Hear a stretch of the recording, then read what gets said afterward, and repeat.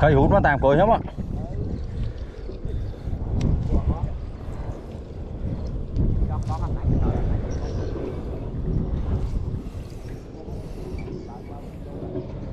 Ô nè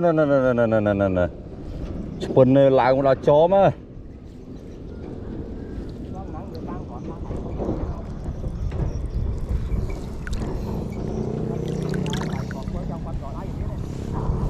Rồi tập trời ơi buồn ai mau ấy nè.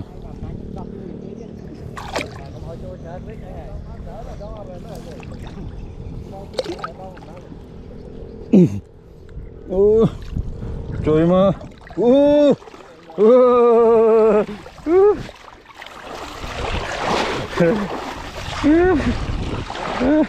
trời ơi mà bông đó mạnh nha cái trái đó.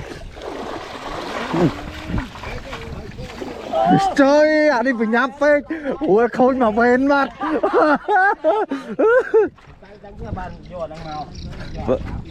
bát ý bên thân mình là bay lắm bala và mong tôi mới phun chê bộ ba là thấy ấy cái làng ai với này bát cô trừ vãi chọn làng hải.